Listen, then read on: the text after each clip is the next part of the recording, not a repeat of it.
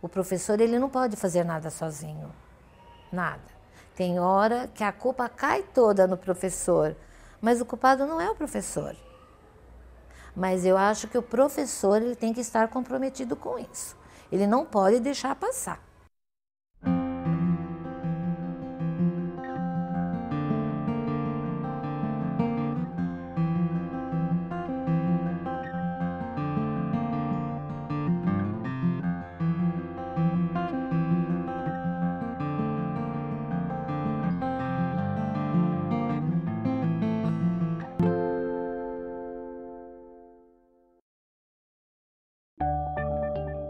Dentre os distúrbios de aprendizagem, os que aparecem com maior frequência são aqueles relacionados à área da escrita e à área do raciocínio lógico-matemático.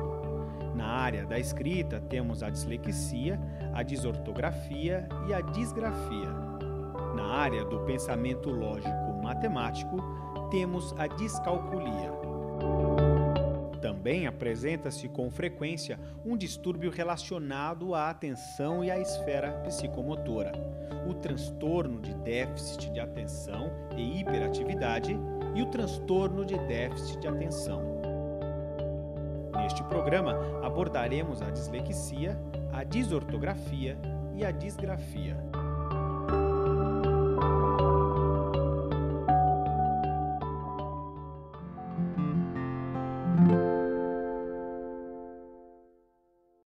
Ele se esforça, ele copia tudo da lousa. Mas ele não consegue, na hora de escrever, ele escreve o que ele quer, mas ele não consegue ler o que ele escreveu. Então ele repete sempre as mesmas letras, ou é sempre o B, ou é sempre o L, ou é sempre o O, ou sempre o A. Aquilo para ele está escrevendo.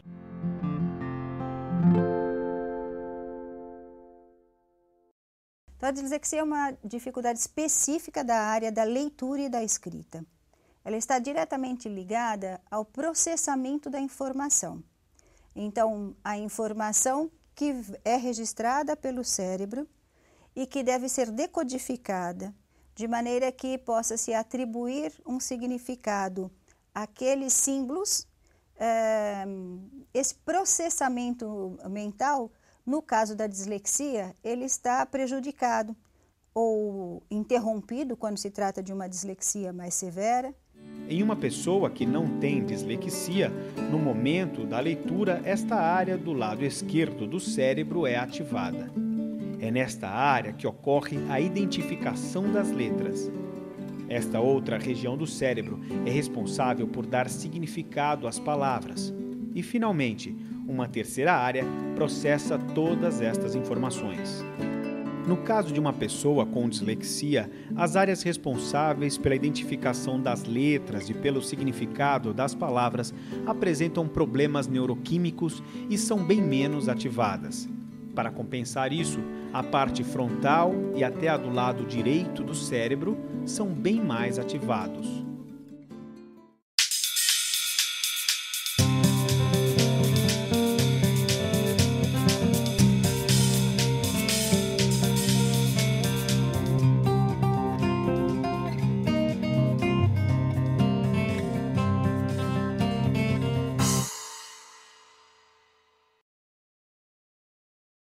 A escrita da palavra, ela demanda a identificação dos símbolos gráficos, a forma de organização desses símbolos gráficos para compor a palavra e a atribuição do significado àquele grupo de símbolos que representam uma determinada palavra ou uma determinada ideia.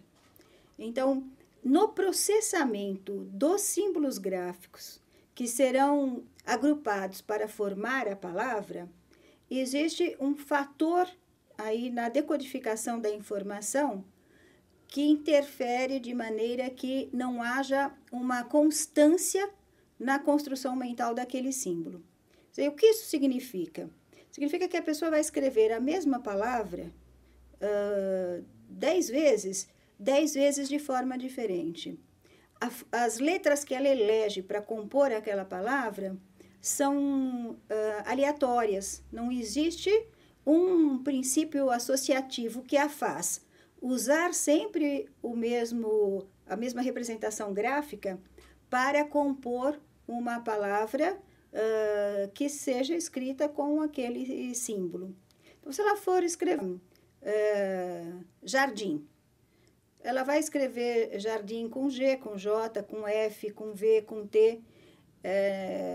Não vai haver um padrão e nem uma hipótese cognitiva que justifique a escolha que foi feita para escrever a palavra jardim com aquela letra ou com aquelas letras.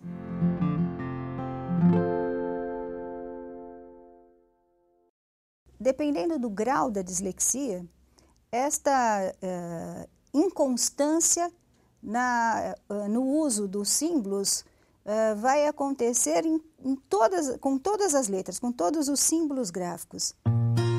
Uma das formas mais eficientes de se estudar o tema dos transtornos de aprendizagem é a observação da produção dos alunos e a discussão com outros professores e com profissionais de outras áreas. Chamaremos de registros as produções escritas e desenhos feitos pelos alunos. Então, nós vamos começar avaliando esta produção dessa criança com um quadro de dislexia. A gente observa, nesse caso, que a criança apresenta uma escrita que não mantém uma regularidade no conjunto de letras que ela elege para compor as palavras. Ela escreve a mesma palavra 4, 5 vezes e em cada uma das vezes em que ela escreve essa palavra, ela utiliza um conjunto de letras diferente.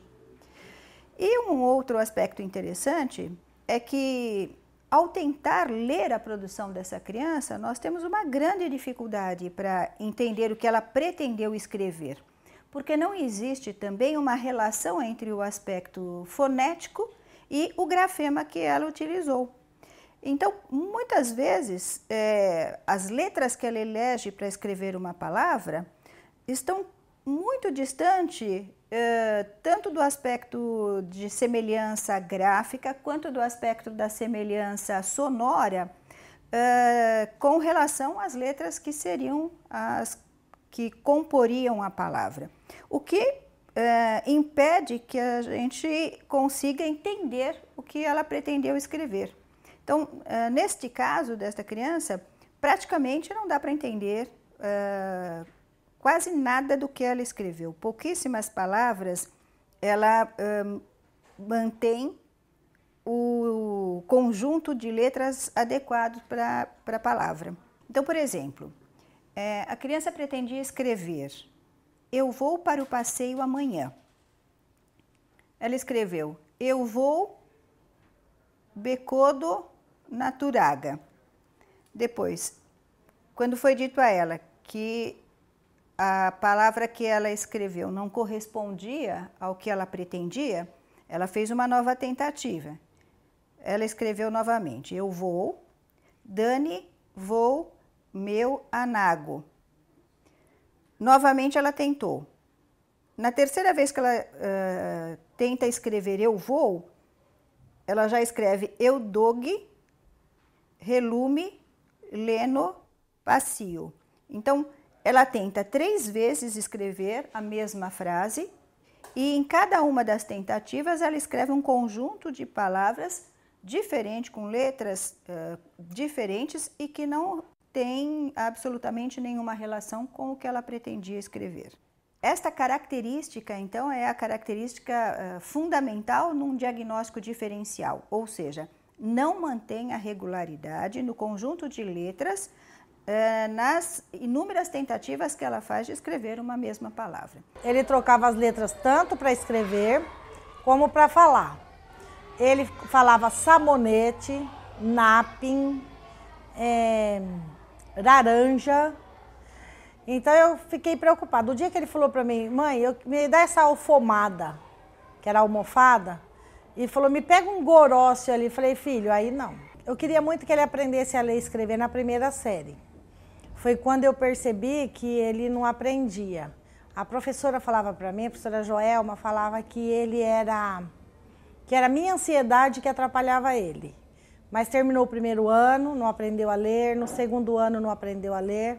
Aí no terceiro ano foi que ele começou a ler, mas aí eu já comecei a procurar uma psicopedagoga, onde ela me ajudou, né, nas terapias, e ele começou a aprender a ler e a escrever, né? Porque ele tem dificuldade até hoje.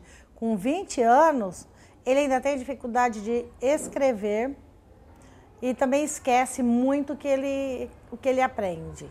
Existem graus de dislexia, como eu disse, onde essa dificuldade ela acontece só com relação a símbolos que tenham uma apresentação muito parecida com outros símbolos, ou podemos ter graus de dislexia onde todas as letras se constituem numa grande dificuldade, a identificação delas se constitui numa grande dificuldade para aquele cérebro.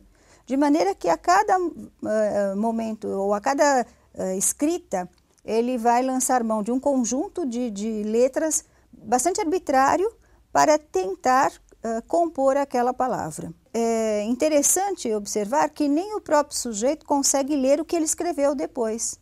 Porque como não existe um critério associativo, não tem um código que a mente dele disponha para poder voltar naquela palavra e saber o que ele pretendia escrever. Então, este é um fato, esse é um aspecto bastante interessante no diagnóstico da dislexia.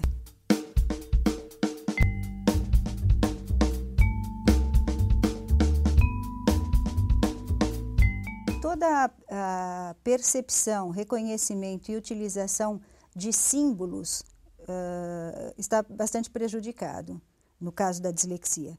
Então, você vai observar que aquela criança que apresenta essa dificuldade na escrita, ou seja, ela não mantém uma regularidade na forma como ela se utiliza dos símbolos gráficos, ela também terá dificuldade num jogo onde existem símbolos gráficos representando determinadas situações.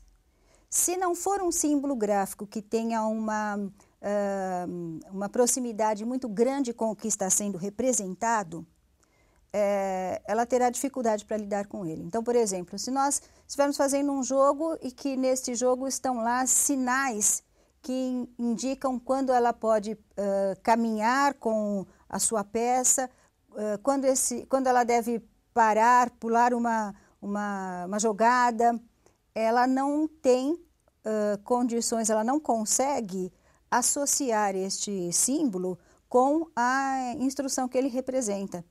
Mesmo que você diga para ela inúmeras vezes, olha, quando você encontrar este símbolo aqui, esse símbolo quer dizer que você deve seguir à direita. Ou quando você encontrar esse símbolo aqui, diz que você deve pular uma casa.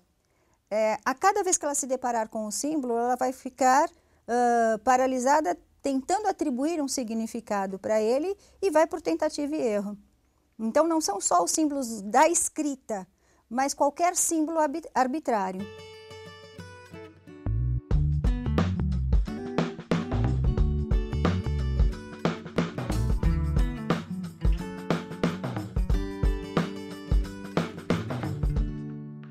Junto com esta dificuldade de leitura e escrita, com essa dificuldade na percepção dos símbolos gráficos, existem outros componentes que estão presentes na dislexia, como, por exemplo, uma dificuldade muito grande de organização. Então, é muito comum, no caso da dislexia, a pessoa apresentar muita dificuldade para se organizar, tanto no tempo quanto no espaço. Por quê? Justamente porque, como ela tem dificuldade para lidar com os símbolos, ela está sempre sem a devida orientação. Muitas vezes, para ver a hora, para conseguir ver a hora é muito difícil. Então, a criança fica perdida no tempo, porque ela não consegue olhar para o relógio e ter a noção de quanto tempo já se passou. Tudo aquilo que for apresentado a ela, na forma de legenda, na forma de símbolos arbitrários, vai representar uma grande dificuldade na utilização, na atribuição de significado. Um dos fatores importantes no diagnóstico da dislexia é o fator hereditário, ou seja, a presença do distúrbio ou indícios dele em algum membro da família. Não existe um único instrumento de diagnóstico para confirmar a presença da dislexia. Daí se fazer necessária a aplicação de outros instrumentos que confirmem a ausência de problemas de outra natureza.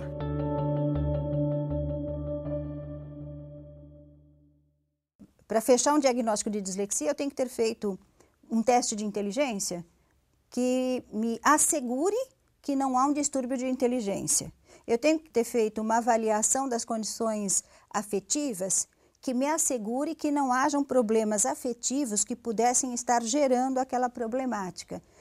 Quando eu descarto todas as outras possibilidades, eu posso então falar em dislexia. Outra condição fundamental para consolidar um diagnóstico é a de que a criança tenha pelo menos 8 anos de idade. Até essa idade, o quadro que ela apresenta pode ser atribuído a uma evolução natural dos processos cognitivos de aquisição da leitura e escrita. Ou seja, a criança ainda está adquirindo a condição de discriminar as letras e atribuir a elas um significado.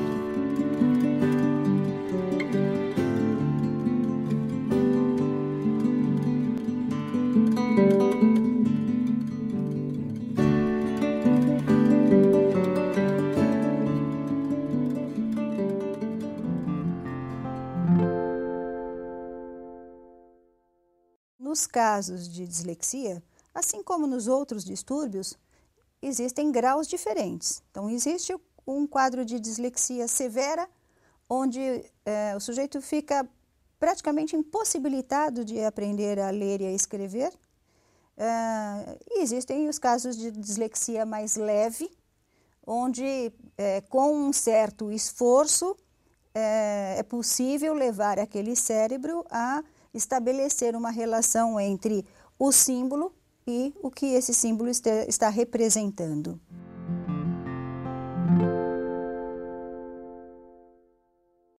O grande prejuízo da pessoa com dislexia é justamente o fato de que, não podendo ler ou tendo uma leitura muito difícil, muito cansativa, todo o processo de aprendizagem escolar acaba ficando prejudicado. Quanto mais cedo diagnosticado e quanto mais cedo se iniciar o processo de intervenção, maiores as possibilidades de melhora. Cura, não falamos em cura, falamos nas possibilidades de desenvolver habilidades para lidar com esta dificuldade, de maneira que o sujeito possa se valer da leitura e da escrita de uma forma razoável ao longo da sua vida. O sucesso do tratamento depende do momento em que a problemática foi identificada e depende de uma boa análise das características da dificuldade daquele sujeito.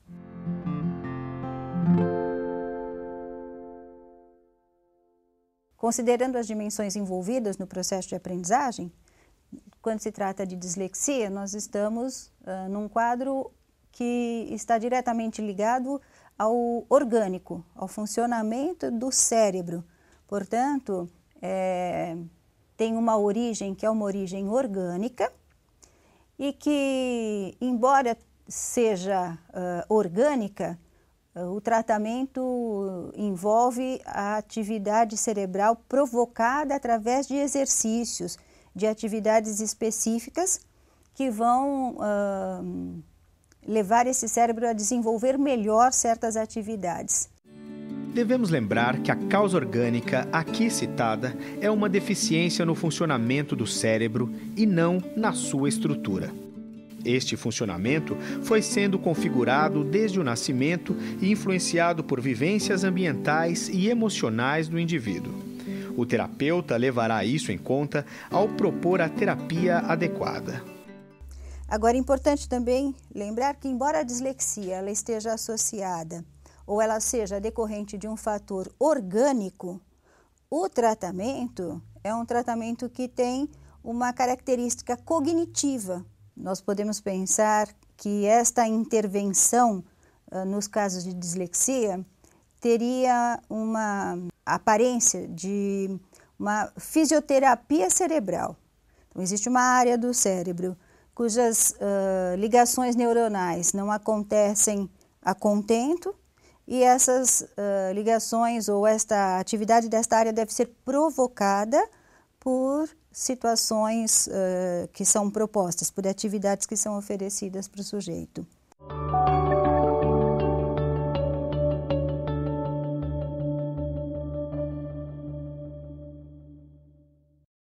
Não tem uma receita para o tratamento, mas existe critérios aí na elaboração desse plano de intervenção que devem ser bem conhecidos pelo profissional que vai tratar de quadros de dislexia.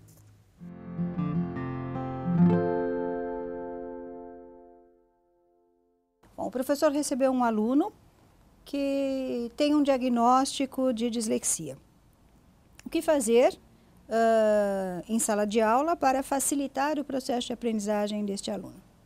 Bem, se o aluno tem um diagnóstico de dislexia, tem então um profissional que o acompanhou, realizou esse diagnóstico e que deverá sempre encaminhar ao professor o diagnóstico com orientações bastante específicas e precisas para aquele caso. Então, de um modo em geral, o professor, diante de um aluno com dislexia, deve manter sempre algumas condutas que são essenciais para facilitar o processo de aprendizagem deste aluno.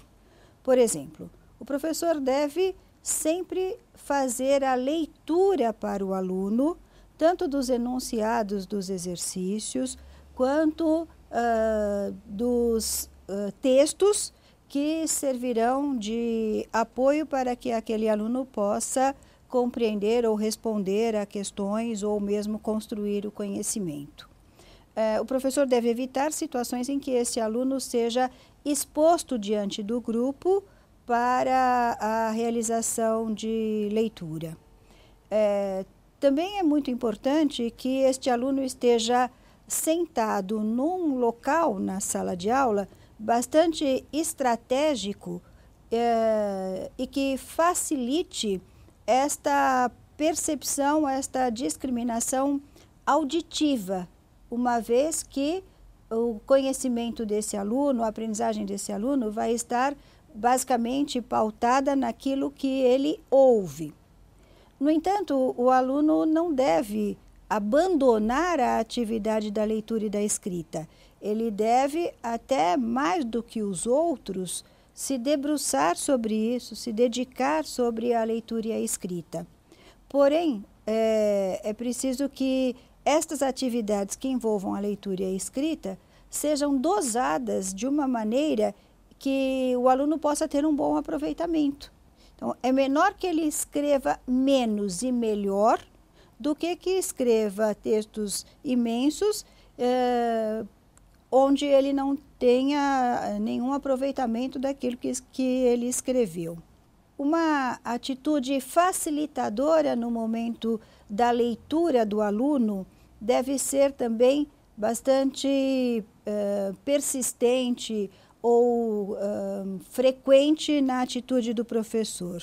Ou seja, ele solicita que o aluno leia um determinado enunciado e no momento em que ele percebe que esse aluno se encontra numa dificuldade maior, numa palavra mais complexa, ele lê aquela palavra para o aluno de uma maneira que o aluno não se sinta constrangido nem impressionado e possa prosseguir na sua leitura, né? Ou seja, uma atitude sempre facilitadora para que o aluno não crie uma aversão completa em relação à leitura e à escrita e que também não viva esta relação com a leitura e a escrita de uma maneira muito sofrida.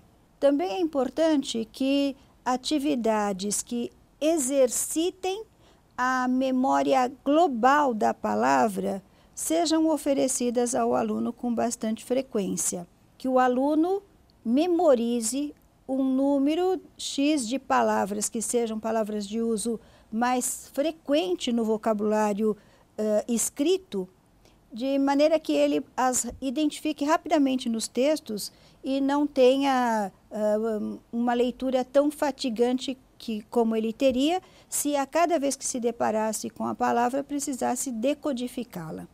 Então ele vai trabalhar com essas palavras como imagens, como se fossem desenhos que ele vai registrar na sua mente. E isto facilitará bastante a sua leitura em textos mais extensos, como também a sua escrita na produção de alguns textos. No que se refere à avaliação, é muito importante que o aluno tenha a oportunidade de fazer esta avaliação oralmente e também a avaliação escrita. Na prova oral, este aluno responderá às questões do professor, questões que serão feitas oralmente pelo professor e respondidas oralmente pelo aluno.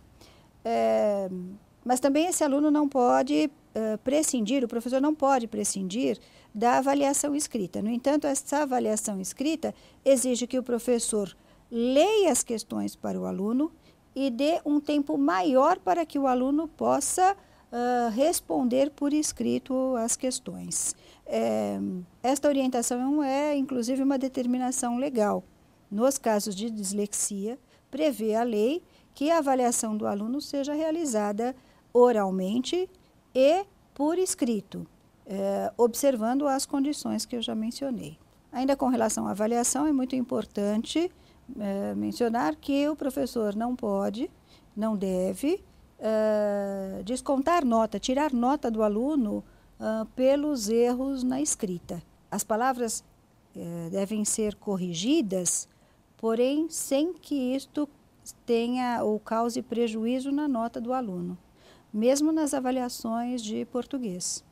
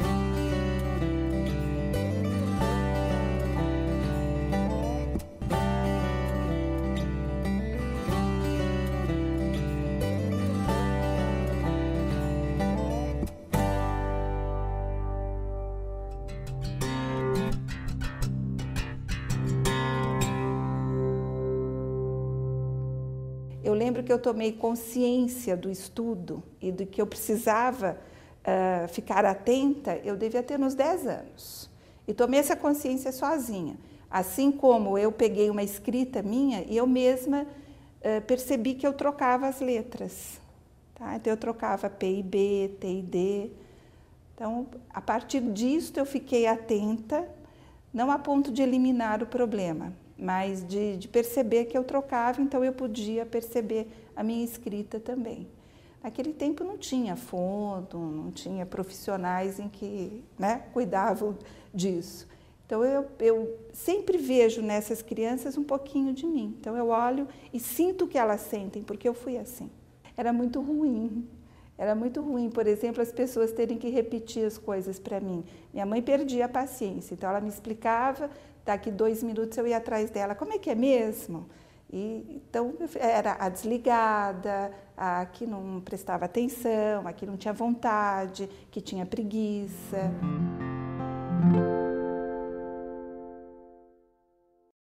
Vamos falar de um outro distúrbio relacionado à leitura e à escrita, que muitas vezes é confundido com a dislexia, que é o quadro de desortografia. Desortografia, o que quer dizer isso? Existe uma dificuldade, uma problemática relacionada à condição de uma construção da ortografia da palavra. Então, isto faz com que as palavras que sejam as palavras escritas com as sílabas simples, elas não apresentam um problema. Mas as palavras que são palavras que apresentam questões ortográficas, essas sim são bastante problemáticas. Na desortografia, a pessoa vai escrever errado porque ela não entendeu a construção de determinados fonemas. Então, isto faz com que ela não consiga construir na palavra que ela pretende escrever, aquele conjunto de sílabas, ou melhor, aquele conjunto de letras necessários para compor uma determinada sílaba. Assim como ela também não tem condições de perceber ou de entender por que determinada palavra ela vai escrever com S e não com Z. Ou por que ela deve usar uma letra muda, uma palavra que aparece com uma sílaba muda, ou como que ela vai compor uma palavra cujo som requeira a união de várias consoantes, como por exemplo trans. Então, no momento de eleger quais as letras que ela deve utilizar para formar este som, ela não tem condições de fazer alguma associação que permita a ela escolher a letra correta. Então, o problema está associado à ortografia das palavras. E na ortografia das palavras nós temos fonemas com o mesmo som. Então, o caso do S, do C cedilha, nós temos fonemas cujo som se diferencia de uma palavra para outra, e isso corresponde à ortografia da palavra. Então, se eu escrevo chave com CH e não com X, é preciso que eu tenha entendido o processo ortográfico. Então, na desortografia, as trocas elas são desta natureza, de natureza ortográfica.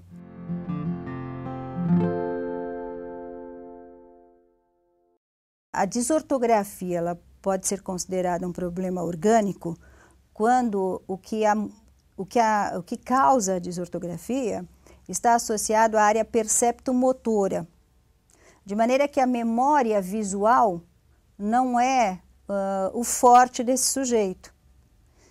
E para discriminar, ou para decidir como escreve certas palavras, ela depende da memória visual. Neste sentido, nós podemos falar de uma desortografia com uma origem num fator orgânico. E o que é essa problemática perceptomotora? É a possibilidade do sujeito perceber e discriminar a forma e registrar essa forma na sua memória visual. Então, ela vai reproduzir determinados desenhos que você mostrar a ela e tirar o modelo, ou seja, você solicita que ela faça um desenho que lhe foi mostrado e você retira o modelo para ela fazer o desenho e você percebe que ela tem uma enorme dificuldade para integrar aquela figura. Então, ela acaba desenhando algo bastante diferente do que foi oferecido para ela.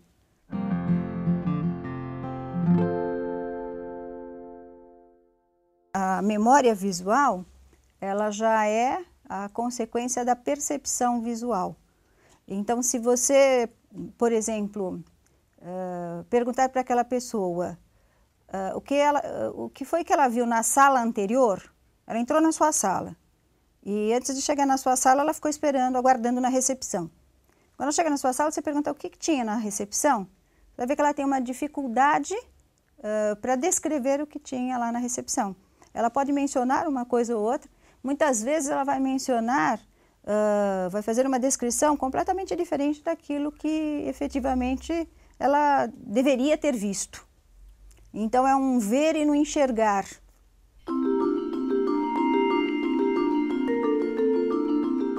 Neste caso da desortografia, que tem uma origem perceptomotora, a gente observa que essa criança tem dificuldade, por exemplo, para cortar o T, pontuar o I, pontuar o J, né, porque essa percepção dos detalhes é uma percepção precária. Acentuação, pontuação. O diagnóstico da existência da desortografia começa a ser considerado quando existe a certeza de que não se trata de um problema de natureza pedagógica. A professora tentou ensinar de um jeito, não deu certo, tentou ensinar de outro jeito, não deu certo, a tia tentou ensinar, a mãe tentou ensinar, e essa criança persiste na escrita desortográfica. Então, isso significa que é preciso um trabalho que volte lá atrás e que retome as questões do universo das ações, da ação sobre o objeto, para perceber o objeto, para construir a imagem mental do objeto, para ter subsídios para a memória visual, que vão depois possibilitar a escrita ortográfica.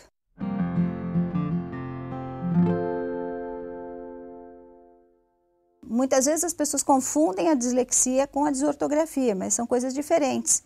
Na desortografia, o sujeito vai trocar o C por C cedilha ou por S, o X por CH, o X por Z, mas nunca vai trocar, por exemplo, o X por V ou o X por B.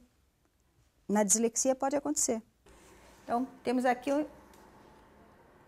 esta produção, que é a produção de uma criança com desortografia. Então, ela escreve muitas palavras erradas, porém, os erros são erros ortográficos. São trocas ou omissões ou aglutinações, mas que obedecem a um certo critério lógico para ela. Então, na desortografia, a gente observa que as palavras que são compostas pelas sílabas simples, ela escreve com mais facilidade. Porém, as palavras com sílabas complexas, estas palavras apresentam, então, um maior número de erros.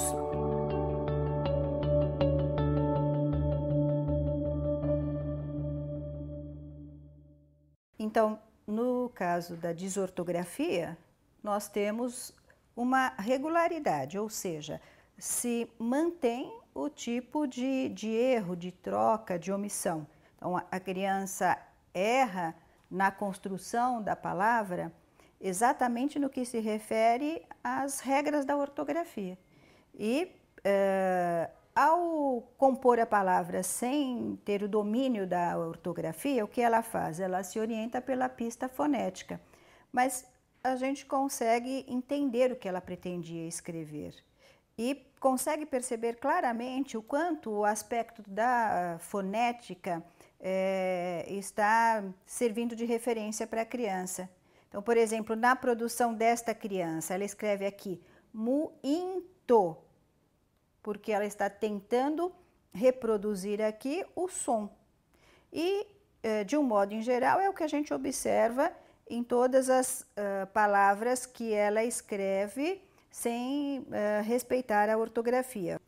No caso da desortografia, que é, então, esta produção, a criança, no momento em que ela vai escrever, ela não percebe os erros que está cometendo. No entanto, quando ela vai ler, ela percebe os erros que cometeu. Ela percebe que está faltando um R, um L. Ela não percebe, por exemplo, se o erro que ela cometeu está relacionado à memória visual, como palavras que ela deveria escrever com 2 S's ou C cedilha, porque o som se mantém, então ela não percebe o erro. Já palavras onde o erro interfere no som, quando ela faz a leitura, ela percebe que está faltando alguma coisa.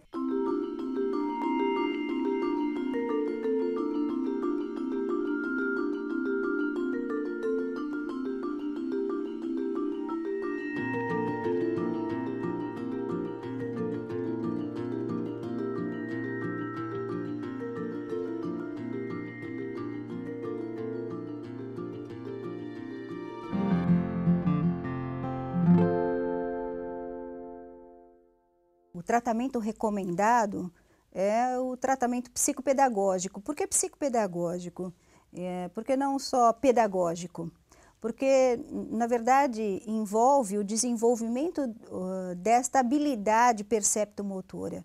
Então, o trabalho ele tem uma característica cognitivista, onde o processo de reconhecimento do objeto, reconhecimento motor do objeto, a possibilidade de representação do objeto e a possibilidade de operação sobre o objeto deve ser reconstruída ou deve ser construída se ainda não foi, né?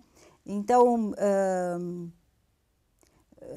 quando nós falamos sobre o universo da ação, o universo da representação, o universo da operação, quando se trata de desortografia, nós temos que voltar a isto, nós temos que contemplar esta dimensão. Então, é preciso trabalhar a percepção motora da realidade, a possibilidade de representação dessa percepção, daquilo que foi percebido, e a possibilidade de operação sobre aquilo que foi percebido. Os quadros de desortografia, eles têm cura e são de um tratamento mais rápido e mais fácil que os quadros de dislexia, por exemplo, né? Embora eles estejam também relacionados a uma área do cérebro, ao funcionamento de uma área cerebral, a facilidade para se trabalhar esta área é maior, né? De maneira que, com um bom tratamento, num prazo bastante curto, esses problemas desaparecem. Como a desortografia ela só pode ser constatada a partir de um momento em que o processo de alfabetização já esteja na fase da escrita ortográfica, então, antes da 2ª série, é impossível se falar em desortografia. No desenvolvimento aí da 2ª série e da 3ª série, é que, uma vez persistindo essas dificuldades, se pode pensar em desortografia. Então, persistem as dificuldades na construção ortográfica da palavra, mesmo com todo o treino, todo o trabalho que professor, família vem fazendo com a criança, então, aí sim podemos falar em desortografia.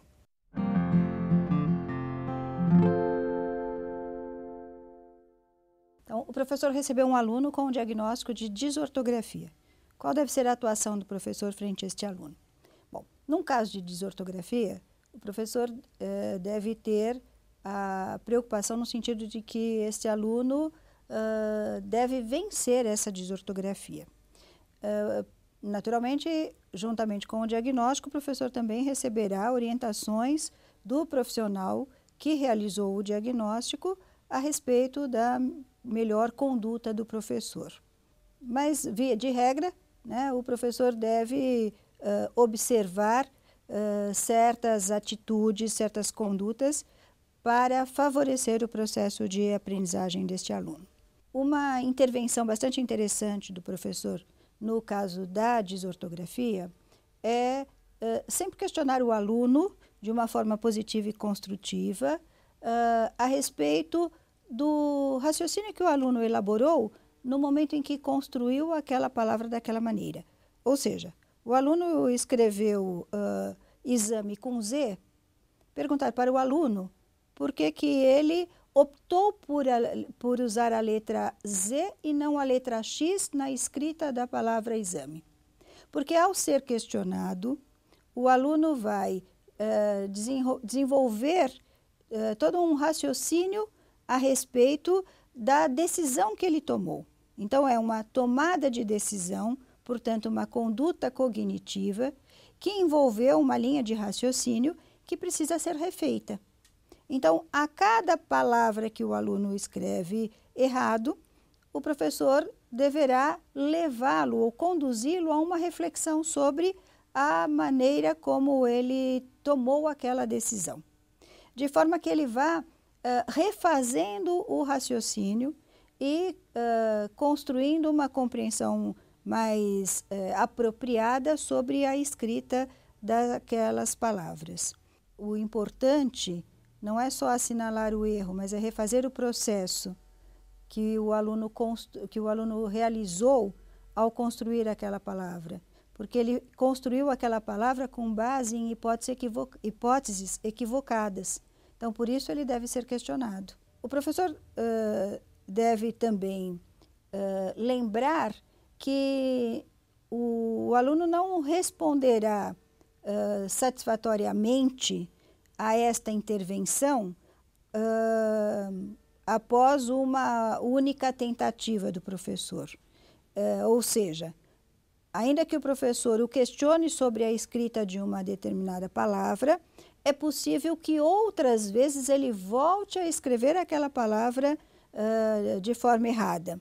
E o professor novamente deverá questioná-lo, remetendo à intervenção anterior, de forma que ele vá consolidando a construção deste conhecimento acerca da escrita daquela palavra e transportando, generalizando aquela linha de raciocínio para a escrita de outras palavras que obedecem à mesma construção ou à mesma regra. A escrita desortográfica deverá ser corrigida, né, sempre pelo professor, de forma que o aluno não automatize aquela escrita errada. Diferentemente do caso da dislexia, o aluno que apresenta um quadro de desortografia será penalizado na sua nota em função dos erros ortográficos. Ou seja, a legislação não prevê que um aluno com desortografia não tenha a sua nota diminuída pelos erros ortográficos. Sendo assim, avaliações de tarefas como uma redação, um ditado, devem ser realizadas por critérios diferenciados em relação àquele aluno frente ao seu grupo. Se para o grupo, de um modo em geral, cada palavra escrita errada, o professor retira meio ponto da nota, no caso do aluno que apresenta desortografia, ele vai usar um outro critério. Ele irá penalizar, sim, o aluno pela escrita errada, para que o aluno tenha este registro de que é preciso respeitar a norma culta, sem, no entanto, castigá-lo ao ponto dele desenvolver uma fobia em relação à escrita. Outras medidas de intervenção na desortografia podem ser medidas relacionadas a um bom aproveitamento da condição imagética do aluno, ou seja, de que forma o professor pode ilustrar aquela palavra ou trabalhar aquela palavra utilizando desenhos, enfim, conjuntos de cores, de maneira que isto se transforme num estímulo mais efetivo para aquele cérebro e aquela memória ou aquele aluno possa ter ou memorizar melhor aquela palavra.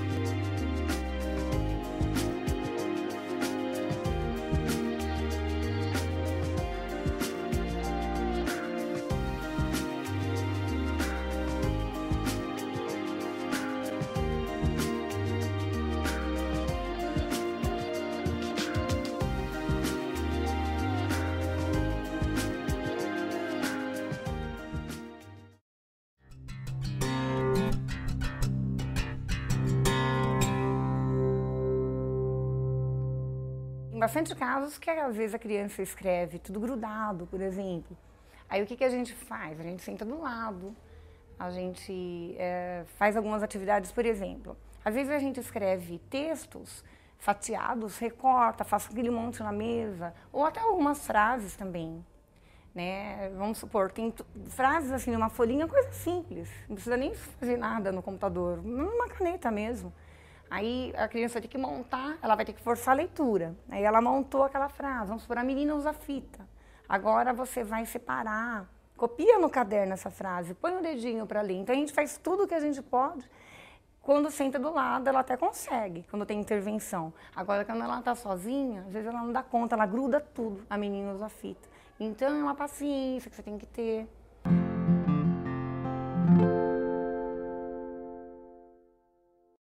A disgrafia significa uma impossibilidade na construção gráfica da palavra.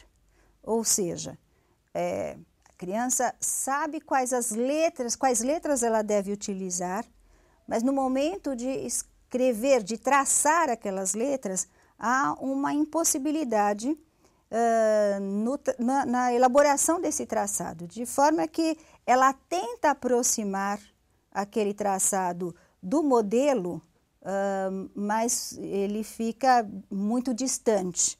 A gente não entende o que a criança escreveu. Então, a criança tem a chamada letra horrível, né? Você não consegue ler o que a criança escreveu, embora você até consiga perceber que as letras que compõem a palavra, ela sabe muito bem quais são. Como é que eu sei que ela sabe que letras compõem a palavra se eu não consigo entender o que ela escreveu? Porque se eu oferecer para ela o alfabeto móvel e pedir para ela escrever a palavra, ela vai montar direitinho. Então, a construção mental da palavra, ela faz muito bem. O que ela não faz é a construção motora. Então, ela não consegue fazer o traçado com a qualidade necessária para que eu possa discriminar o que ela está representando. Então, ela escreve de um jeito que nem ela entende o que ela escreveu.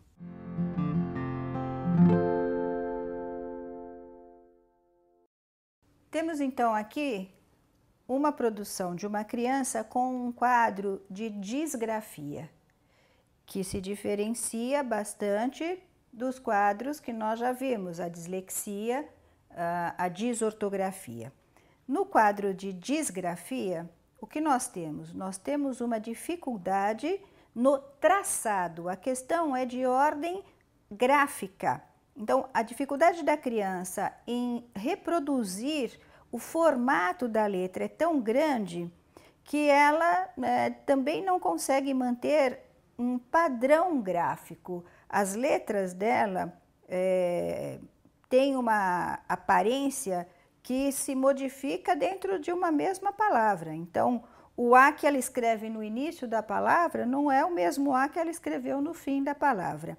Ela tem uma dificuldade relacionada ao traçado. Então, a origem desta dificuldade é uma origem relacionada ao aspecto motor, uma dificuldade na competência ligada à produção gráfica. Se fizermos um grande esforço, nós conseguimos ler o que a criança escreveu, porque não existe erros na composição da palavra. No entanto, decifrar a letra desta criança é muito difícil. E quanto mais grave o caso de disgrafia, mais ilegível é o que ela escreve.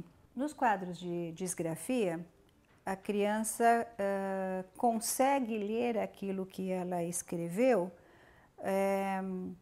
a depender da gravidade do quadro, porque se a escrita dela estiver muito prejudicada, ela mesma não consegue decifrar o que ela tentou escrever.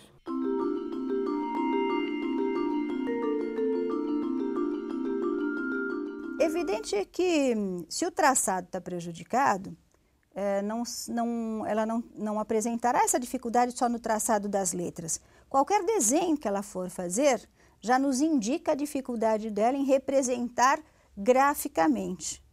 Então, eu posso pedir para ela desenhar uma pessoa, uma figura humana, e o desenho dela ser precário demais. Pode desenhar muito mal aquela pessoa. Mas eu sei que ela tem a noção do esquema corporal, porque se eu der para ela um quebra-cabeça de uma figura humana, ela monta.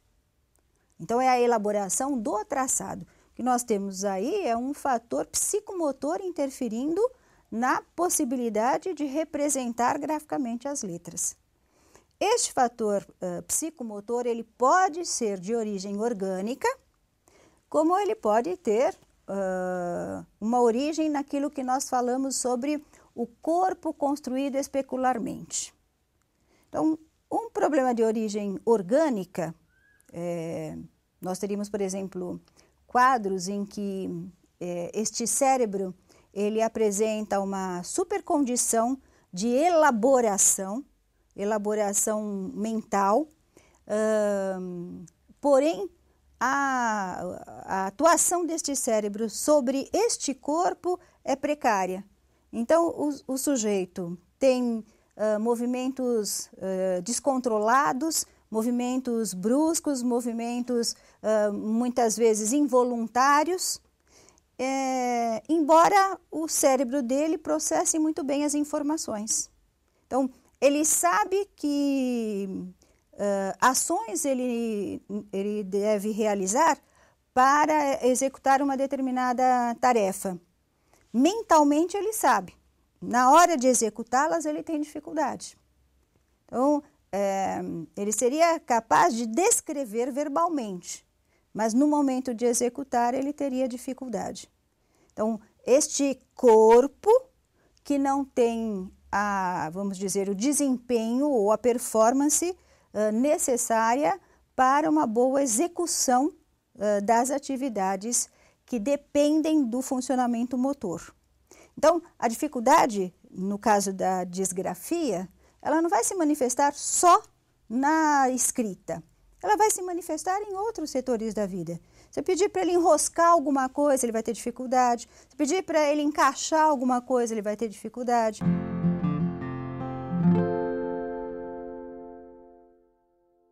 É preciso trabalhar com este corpo, de uma maneira em que esses movimentos possam ser aperfeiçoados.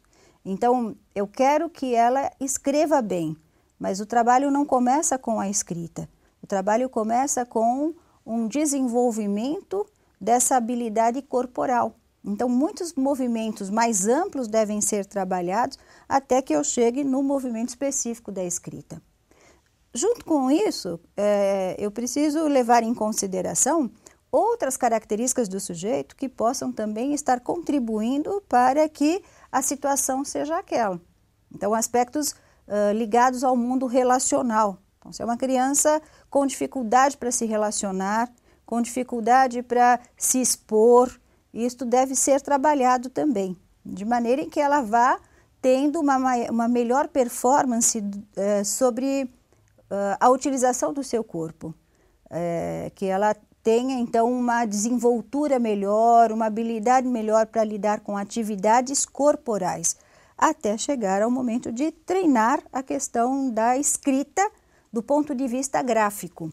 Então, de novo, nós vamos fazer um processo que volta lá atrás e que retoma todo o trabalho neurológico envolvido na aquisição da marcha, envolvido na habilidade de segmentar os movimentos, de construir a noção de lateralidade, até chegar o momento em que a gente vai para a representação gráfica. Aí, a representação gráfica mais ampla, simbolizando a realidade. Então, ela trabalhou a questão da circunferência, vai representar a questão da circunferência, para posteriormente trabalhar as letras que têm uma forma de circunferência. Mas a gente volta lá atrás, no universo da ação, passa pelo universo da representação, mas do ponto de vista corporal, até chegar na elaboração gráfica da escrita propriamente.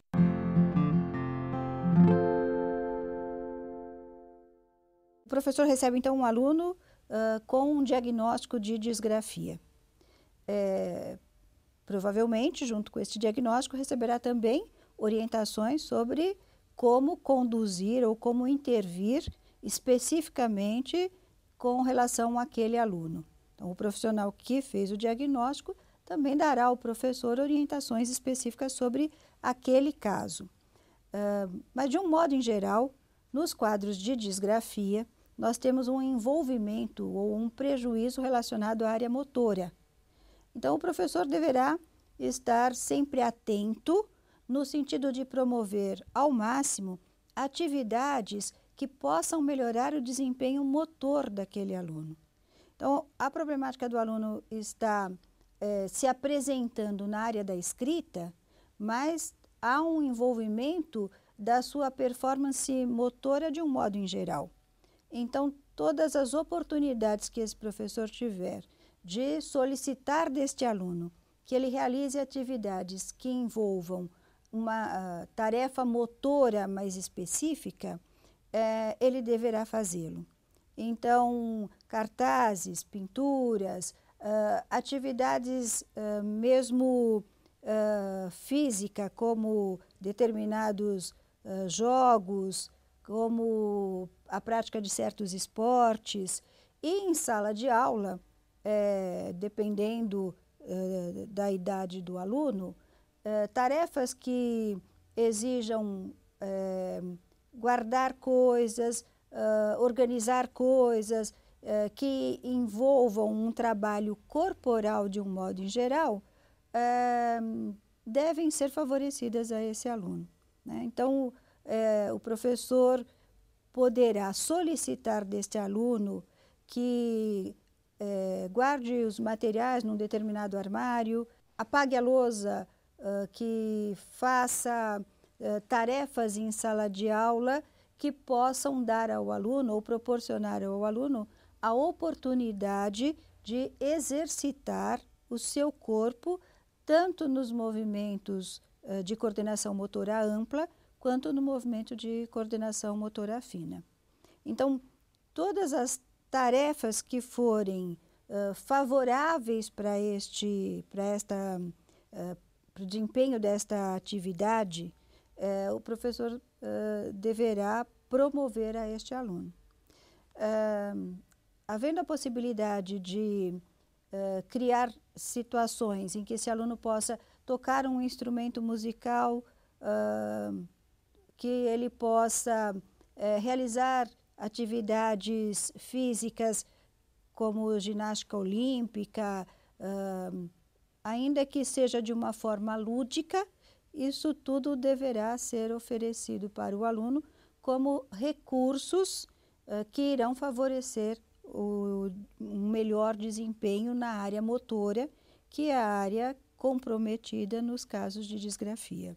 Nas escolas onde, além do professor de classe, outros professores trabalhem com este aluno, como professor de educação física, professor de artes, professor de música, o professor de classe deverá, então, juntamente com estes outros professores, planejar a intervenção e as atividades que devem ser propostas a esse aluno para que todas as situações da escola, né, situações vividas por este aluno na escola, sejam aproveitadas da melhor maneira.